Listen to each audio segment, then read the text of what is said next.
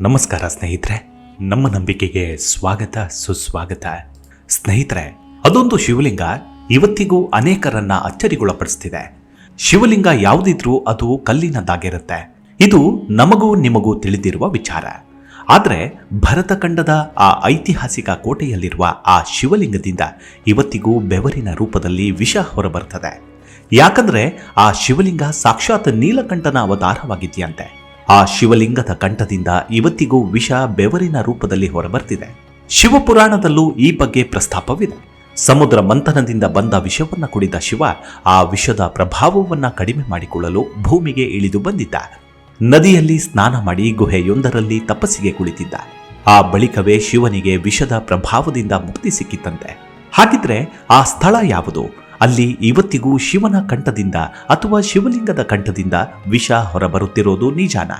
ಅಷ್ಟಕ್ಕೂ ಆ ದೇಗುಲದ ಹೆಸರೇನು ಅಂತ ಇಂದಿನ ವಿಡಿಯೋದಲ್ಲಿ ನೋಡೋಣ. ಅದಕ್ಕೂ ಮುನ್ನ ನಮ್ಮ ನಂಬಿಕೆಗೆ ನಿಮ್ಮ ಬೆಂಬಲವಿರಲಿ. ಸ್ನೇಹಿತರೆ, ಶಿವ ಶಿವ ಎಂದರೆ ಆದಿಯೋಗಿ, ಅರ್ಥಾತ್ ಎಲ್ಲ ಯೋಗಿಗಳಿಗೂ ಮೊದಲು ಬಂದವನು, ಯೋಗ ವಿದ್ಯೆಯ ಮೂಲಗುರು. ಇಂದು ಯೋಗ ವಿದ್ಯೆ ಅಂತ ನಾವು ಯಾವುದಕ್ಕೆ ಹೇಳ್ತೇವೋ ಆ ವಿದ್ಯೆಯನ್ನ ಮನುಕುಲಕ್ಕೆ ಪರಿಚಯ ಮಾಡಿಕೊಟ್ಟವನು ಶಿವ.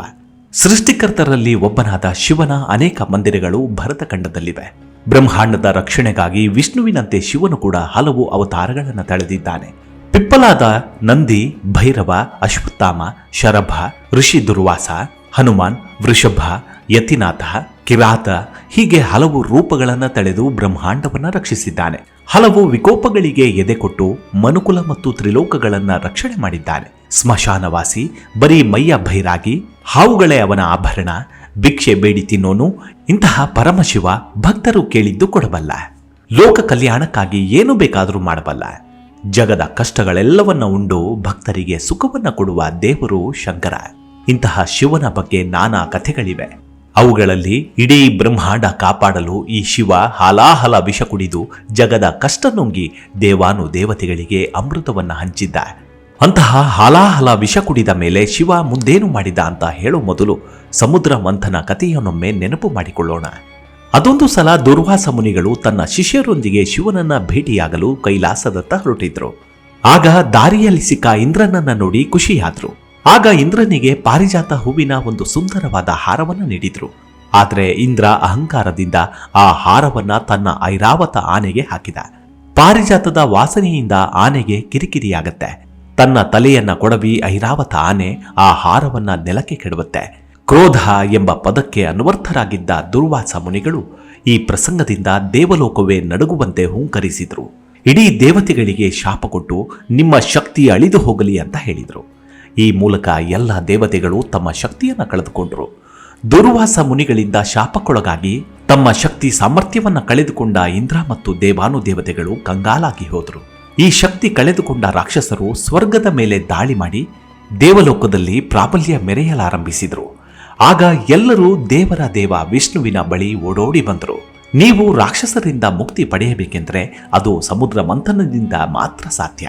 ಆದ್ದರಿಂದ ನೀವು ಸಮುದ್ರವನ್ನ ಮಥಿಸಿ ಅದರಿಂದ ಬರುವ ಅಮೃತವನ್ನ ನೀವು ಕುಡಿಯಿರಿ. ಇದರಿಂದ ರಾಕ್ಷಸರಿಗೆ ನಿಮ್ಮನ್ನ ಏನೂ ಮಾಡಲು ಸಾಧ್ಯವಿಲ್ಲ. ಜೊತೆಗೆ ನೀವು ಕಳೆದುಕೊಂಡ ಶಕ್ತಿ ನಿಮಗೆ ವಾಪಸ್ ಸಿಗತ್ತೆ ಅಂತ ವಿಷ್ಣು ದೇವತೆಗಳಿಗೆ ಪರಿಹಾರ ಸೂಚಿಸಿದ. ವಿಷ್ಣುವಿನ ಸೂಚನೆಯಂತೆ ದೇವತೆಗಳು ಎಲ್ಲರೂ ಸೇರಿ ಅಸುರರೊಂದಿಗೆ ಕ್ಷೀರ ಸಮುದ್ರದ ಮಂಥನಕ್ಕೆ ಮುಂದಾಗ್ತಾರೆ. ಸಮುದ್ರವನ್ನ ಕಡೆಯಲು ಮಂದಾರಚಲ ಬೆಟ್ಟವನ್ನೇ ಕಡಗೋಲಾಗಿ ಮಾಡಿಕೊಂಡು ಸರ್ಪಗಳ ರಾಜ ವಾಸುಕಿಯನ್ನ ಹಗ್ಗವಾಗಿ ಮಾಡಿಕೊಳ್ತಾರೆ. ದೇವತೆಗಳು ವಾಸುಕಿಯ ಬಾಲವನ್ನ ಹಾಗೂ ಅಸುರರು ವಾಸುಕಿಯ ತಲೆಯನ್ನ ಹಿಡಿದು ಕಡೆಯಲು ಆರಂಭಿಸ್ತಾರೆ. ಇದರಿಂದ ಮಂದಾರಚಲ ಬೆಟ್ಟವು ತಿರುಗತೊಡಗಿತು. ಬೆಟ್ಟವು ಸಾಗರದಲ್ಲಿ ಕುಸಿಯತೊಡಗಿತು. ವಿಷ್ಣು ಒಂದು ಆಮೆಯಾಗಿ ತನ್ನ ಎರಡನೇ ರೂಪವಾದ ಕೂರ್ಮಾವತಾರವನ್ನ ತಾಳಿ ತನ್ನ ಬೆನ್ನಿನ ಮೇಲೆ ಬೆಟ್ಟವನ್ನ ಹೊತ್ತುಕೊಂಡ. ಹೀಗೆ ಶುರುವಾದ ಸಮುದ್ರ ಮಂಥನದಿಂದ 14 ಅಮೂಲ್ಯ ವಸ್ತುಗಳು ಪ್ರಾಪ್ತಿಯಾಗ್ತವೆ. ಇದರಲ್ಲಿ ಅಮೃತ ಅತ್ಯಂತ ಅಮೂಲ್ಯವಾಗಿತ್ತು. ಆದರೆ ಇದರಿಂದ ಉಂಟಾದ ವಿಷಯವನ್ನ ಶಿವ ಲೋಕ ಕಲ್ಯಾಣಾರ್ಥವಾಗಿ ಕುಡಿದು ನೀಲಕಂಠ ಎನಿಸಿಕೊಂಡ. ಆದರೆ ಇಡೀ ಬ್ರಹ್ಮಾಂಡದ ಹಾಲಾಹಲ ವಿಷವನ್ನ ತನ್ನ ಕಂಠದಲ್ಲಿ ಧಾರಣೆ ಮಾಡಿದ್ದ ಶಿವ ಭಾರಿ ಕಿರಿಕಿರಿ ಅನುಭವಿಸುತ್ತಿದ್ದ. ಕಂಠದಲ್ಲಿ ಬೆಂಕಿ ಸಿಲುಕಿಕೊಂಡಿದೆಯೋ ಏನೋ ಎಂಬ ಅನುಭವವಾಗ್ತಿತ್ತು. ಈ ವಿಷದಿಂದ ಉಂಟಾದ ಕಿರಿಕಿರಿಯನ್ನ ಕಡಿಮೆ ಮಾಡಿಕೊಳ್ಳಲು ಶಿವ ಭೂಮಿಗೆ ಬಂದ. ಅದೇ ಈಗಿನ ವಿಂಧ್ಯ ಪರ್ವತಗಳ ಶ್ರೇಣಿಗಳಲ್ಲಿರುವ ಕಲಿಂಜರ್ ಕೋಟೆಯ ಪ್ರದೇಶದಲ್ಲಿ. ಸ್ನೇಹಿತರೆ, ಉತ್ತರ ಪ್ರದೇಶದ ಬಂದಾ ಜಿಲ್ಲೆಯಲ್ಲಿರುವ ಈ ಕಲಿಂಜರ್ ಕೋಟೆಯ ಬಗ್ಗೆ ವಿವರವಾದ ಮಾಹಿತಿಯನ್ನ ನಿಮಗೆ ಈ ಹಿಂದೆಯೇ ನೀಡಿದ್ದೇನೆ. ಆ ಬಗ್ಗೆ ವಿಡಿಯೋದ ಲಿಂಕ್ ಅನ್ನ ಡಿಸ್ಕ್ರಿಪ್ಷನ್ ಬಾಕ್ಸ್ ನಲ್ಲಿ ಕೊಟ್ಟಿರ್ತೇನೆ, ಆಸಕ್ತರು ನೋಡಬಹುದು. ಆದ್ರೆ ಇವತ್ತಿನ ಈ ವಿಡಿಯೋದಲ್ಲಿ ಕೋಟೆ ಒಳಗಿರುವ ನೀಲಕಂಠ ಮಹಾದೇವನ ಬಗ್ಗೆ ಒಂದಷ್ಟು ಮಾಹಿತಿಯನ್ನ ನೋಡೋಣ. ಈ ಕಲಿಂಜರ್ ಭಾರತದ ಬಂದಾ ಜಿಲ್ಲೆಯ ಬುಂದೇಲ್ ಖಂಡದಲ್ಲಿರುವ ಒಂದು ಕೋಟೆ ನಗರ. ಭಾರತದ ಇತಿಹಾಸದಲ್ಲಿ ಕಲಿಂಜರಿಗೆ ಅತ್ಯಂತ ಮಹತ್ವದ ಸ್ಥಾನವಿದೆ. ನೆಲದಿಂದ ಸುಮಾರು 800 ಅಡಿ ಎತ್ತರದ ಬೆಟ್ಟಗಳ ಮೇಲೆ ನೆಲೆಗೊಂಡಿರುವ ಕಲಿಂಜರ್ ಕೋಟೆಯನ್ನ ಟೈಮ್ಲೆಸ್ ಎಂದು ಕರೆದರೆ ಅದು ತಪ್ಪಾಗೋದಿಲ್ಲ. ಈ ಕೋಟೆಯನ್ನ 18 ಪುರಾಣಗಳು ಮತ್ತು ಎಲ್ಲ 4 ವೇದಗಳಲ್ಲಿ ಉಲ್ಲೇಖಿಸಲಾಗಿದೆ. ಭೋಲೆನಾಥ ಶಂಕರ ವಿಷವನ್ನ ಸೇವಿಸಿದ ನಂತರ ಇಲ್ಲಿ ತಪಸ್ಸು ಮಾಡಿ ವಿಷದ ಪರಿಣಾಮಗಳನ್ನ ಹೋಗಲಾಡಿಸಿ ಕಾಲದ ವೇಗವನ್ನ ಸೋಲಿಸಿದ ಎಂದು ಹೇಳಲಾಗುತ್ತೆ. ಇಲ್ಲಿನ ಕೋಟೆಯಲ್ಲಿರುವ 5 ಅಡಿ ಎತ್ತರದ ಶಿವಲಿಂಗವು ವಿಶಿಷ್ಟವಾಗಿದೆ. ಈ ಶಿವಲಿಂಗ ವಿಷವನ್ನ ಬೆವರಿನ ರೂಪದಲ್ಲಿ ಹೊರಸೂಸುವ ಪ್ರಪಂಚದ ಏಕೈಕ ಶಿವಲಿಂಗವಾಗಿದೆ. ವೇದಗಳು, ಪುರಾಣಗಳು, ಉಪನಿಷತ್ತುಗಳು ಮತ್ತು ಅನೇಕ ಪ್ರಾಚೀನ ಗ್ರಂಥಗಳಲ್ಲಿ ಕಲಿಂಜರ ಶಿವನ ಉಲ್ಲೇಖಗಳಿವೆ. ಪದ್ಮಪುರಾಣದಲ್ಲಿ ಈ ಪ್ರದೇಶವನ್ನ ನವಖಾಲ್ ಎಂದು ಕರೆಯಲಾಗುತ್ತೆ. ಇದನ್ನ ವಿಶ್ವದ ಅತ್ಯಂತ ಹಳೆಯ ಸ್ಥಳವೆಂದು ವಿವರಿಸಲಾಗಿದೆ. ಅದೇ ಸಮಯದಲ್ಲಿ ಮತ್ಸ್ಯ ಪುರಾಣದಲ್ಲಿ ಇದನ್ನ ಆವಂತಿಕ ಮತ್ತು ಅಮರಕಂಟಕದೊಂದಿಗೆ ಅವಿಮುಕ್ತ ಕ್ಷೇತ್ರ ಎಂದು ಕರೆಯಲಾಗುತ್ತೆ. ಜೈನ ಮತ್ತು ಬೌದ್ಧ ಧರ್ಮದ ಜಾತಕ ಕಥೆಗಳಲ್ಲಿ ಇದನ್ನ ಕಲ್ಗಿರಿ ಎಂಬ ಹೆಸರಿನಿಂದ ಕರೆಯಲಾಗುತ್ತೆ. ಹಿಂದೂ ಮಹಾಕಾವ್ಯಗಳ ಪ್ರಕಾರ ತ್ರೇತಾಯುಗದಲ್ಲಿ ಈ ಪ್ರದೇಶ ಕೋಸಲ ರಾಜ ಶ್ರೀರಾಮಚಂದ್ರನ ನಿಯಂತ್ರಣದಲ್ಲಿತ್ತು. ದ್ವಾಪರ ಯುಗದಲ್ಲಿ ಇದು ಚೇದಿ ರಾಜವಂಶದ ರಾಜ ಶಿಶುಪಾಲನ ಆಳ್ವಿಕೆಯಲ್ಲಿತ್ತು. ಅದರ ನಂತರ ಅದು ರಾಜ ವಿರಾಟನ ನಿಯಂತ್ರಣಕ್ಕೆ ಬಂತು. ಕಲಿಯುಗದಲ್ಲಿ ಕಲಿಂಜರ್ ಕೋಟೆಯ ಮೇಲಿನ ಅಧಿಕಾರದ ಮೊದಲ ಉಲ್ಲೇಖವು ಹಸ್ತಿನಾಪುರದ ರಾಜ ದುಷ್ಯಂತ ಮತ್ತು ಶಕುಂತಲೆಯ ಮಗ ಭರತ ಮಹಾರಾಜರ ಬಗ್ಗೆ ಕಂಡುಬರುತ್ತೆ. ಇತಿಹಾಸಕಾರ ಕರ್ನಲ್ ಜೇಮ್ಸ್ ಟಾಡ್ ಪ್ರಕಾರ ಚಕ್ರವರ್ತಿ ಭರತ 4 ಪ್ರಮುಖ ಕೋಟೆಗಳನ್ನು ನಿರ್ಮಿಸಿದ್ದ. ಅವುಗಳಲ್ಲಿ ಕಲಿಂಜರ್ ಕೋಟೆ ಕೂಡ ಪ್ರಮುಖವಾಗಿದೆ. ಕೆಲವು ವಿದ್ವಾಂಸರು ಈ ಕೋಟೆಯನ್ನ ಹಾವುಗಳಿಂದ ನಿರ್ಮಿಸಲಾಗಿದೆ ಎಂದು ನಂಬುತ್ತಾರೆ. ಕಲಿಂಜರ್ ಕೋಟೆಯು ಗುಪ್ತರ ಕಾಲದ ಜೇಜ ಕಬುಕ್ತಿ ಕ್ಷತ್ರಿಯ ರಾಜವಂಶದ ಮಹಾರಾಜ ಜಯಶಕ್ತಿ ಚಂದೇಲನ ಅಡಿಯಲ್ಲಿತ್ತು. ಇದು 14ನೇ ಶತಮಾನದ ಮಧ್ಯಭಾಗದವರೆಗೆ ಚಂಡೇಲ ಕ್ಷತ್ರಿಯರ ಅಡಿಯಲ್ಲೇ ಉಳಿಯಿತು. ನಂತರ ಅದು ಸೋಲಂಕಿ ಕ್ಷತ್ರಿಯರ ಕೈಗೆ ಬಂತು. ಭಗವಾನ್ ಗೌತಮ ಬುದ್ಧನ ಕಾಲದಲ್ಲಿ ಅಂದ್ರೆ ಕ್ರಿಸ್ತಪೂರ್ವ 563ರಿಂದ 480ರಲ್ಲಿ ಚೇದಿ ವಂಶದವರು ಇಲ್ಲಿ ಆಳ್ವಿಕೆಯನ್ನ ನಡೆಸಿದರು. ಇದರ ನಂತರ ಈ ಪ್ರದೇಶವು ಮೌರ್ಯ ಸಾಮ್ರಾಜ್ಯದ ನಿಯಂತ್ರಣಕ್ಕೆ ಬಂತು. ಪ್ರಸಿದ್ಧ ಚೀನಿ ಪ್ರವಾಸಿ ಹುಯೆನ್ ತ್ಸಾಂಗ್ ಕೂಡ 7ನೇ ಶತಮಾನದಲ್ಲಿ ತನ್ನ ದಾಖಲೆಗಳಲ್ಲಿ ಕಲಿಂಜರ್ ಮತ್ತು ಖಜುರಾಹೋವನ್ನ ಉಲ್ಲೇಖಿಸಿದ್ದಾನೆ.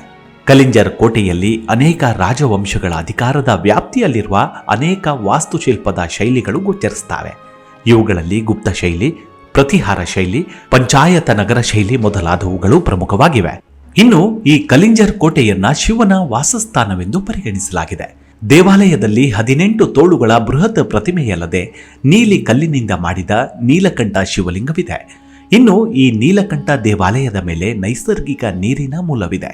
ಅದು ಎಂದಿಗೂ ಒಣಗೋದೇ ಇಲ್ಲ ಅನ್ನೋದು ಇಲ್ಲಿನ ವಿಶೇಷ. ಈ ನೀರಿನಿಂದ ದೇವಾಲಯದಲ್ಲಿರುವ ಶಿವಲಿಂಗಕ್ಕೆ ನಿರಂತರವಾಗಿ ಅಭಿಷೇಕ ಮಾಡಲಾಗುತ್ತೆ. ಇಲ್ಲಿ ಕಾಲಭೈರವನ ಮೂರ್ತಿಯ ಪಕ್ಕದಲ್ಲಿ ಬಂಡೆಯನ್ನ ಕಡಿದು ಜಲಾಶಯ ನಿರ್ಮಿಸಲಾಗಿದೆ. ಇದನ್ನ ಸ್ವರ್ಗಾರೋಹಣ ಜಲಾಶಯ ಎಂದು ಕರೆಯಲಾಗುತ್ತೆ.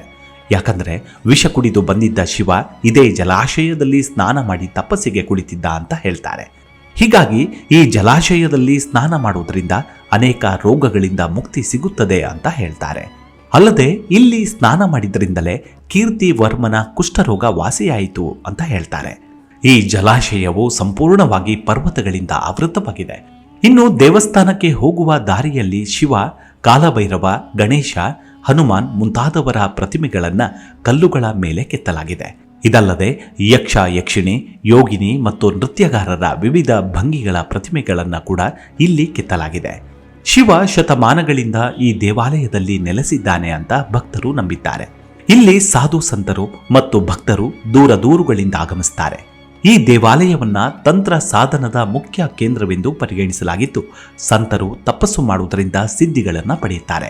ಇನ್ನು ನೀಲಕಂಠನ ಆಧ್ಯಾತ್ಮಿಕ ಮಹತ್ವವೇನು ಅಂತ ನೋಡೋದಾದರೆ, ವಿಷದ ನೀಲಿ ಬಣ್ಣ ನಮ್ಮ ಜೀವನದಲ್ಲಿ ನಕಾರಾತ್ಮಕ ಆಲೋಚನೆಗಳು ಮತ್ತು ದುರ್ಗುಣಗಳನ್ನು ಸೂಚಿಸುತ್ತದೆ ಅಂತ ಹೇಳಬಹುದು. ಅಂದರೆ ನಾವು ಕೆಟ್ಟ ವಿಷಯಗಳನ್ನ ಅಥವಾ ಕೆಟ್ಟ ಮಾತುಗಳನ್ನ ಕಂಠದಲ್ಲೇ ಇಟ್ಟುಕೊಳ್ಳಬೇಕು. ಕಂಠದಲ್ಲಿರುವ ವಿಷವನ್ನ ಕುಡಿಯಲೂಬಾರದು ಮತ್ತು ಉಗುಳಲೂಬಾರದು, ಆದರೆ ಅದನ್ನು ನಿಯಂತ್ರಿಸಬಹುದು. ಕಾಲಾನಂತರದಲ್ಲಿ ಅದನ್ನ ನಿಷ್ಪರಿಣಾಮಕಾರಿಯಾಗಿಸಬಹುದು. ಕೆಟ್ಟ ಮಾತು, ಕೋಪ ಮಾರಣಾಂತಿಕವಾಗಿರುತ್ತೆ. ಅದು ನಮಗೆ ಹಾನಿ ಮಾಡುತ್ತೆ. ಆದರೆ ಈ ಕೆಟ್ಟ ವಿಷಯಗಳನ್ನು ನಿಯಂತ್ರಿಸಿ ಕಾಲಾನಂತರ ಜಯಿಸಿ ಅದರಿಂದ ನಮಗೂ ಆಗೋ ಹಾನಿಯನ್ನು ತಪ್ಪಿಸಬಹುದು ಎಂಬುದನ್ನು ಶಿವನು ನೀಲಕಂಠನ ರೂಪದಲ್ಲಿ ತೋರಿಸಿದ್ದಾನೆ ಅಂದರೆ ತಪ್ಪಾಗಲಾರದು. ಆದ್ದರಿಂದ ನೀಲಕಂಠನಂತೆ ನಮ್ಮ ಎಲ್ಲ ನಕಾರಾತ್ಮಕ ಆಲೋಚನೆಗಳನ್ನು ನಿಯಂತ್ರಿಸಬೇಕು ಮತ್ತು ನಮ್ಮ ಗುರಿಯನ್ನು ಸಾಧಿಸಲು ಕೆಲಸ ಮಾಡುವುದನ್ನು ಮುಂದುವರಿಸಬೇಕು. ಇದಿಷ್ಟು ನೀಲಕಂಠ ಮಹಾದೇವ ಮಂದಿರದ ಕುರಿತಾದ ಒಂದಷ್ಟು ಮಾಹಿತಿ. ಮುಂದಿನ ವಿಡಿಯೋದಲ್ಲಿ ಮತ್ತೆ ಭೇಟಿಯಾಗೋಣ. ಅಲ್ಲಿವರೆಗೂ ನಿಮ್ಮ ಆರೋಗ್ಯದ ಕಡೆ ಗಮನವಿರಲಿ. Take care. ನಮಸ್ಕಾರ.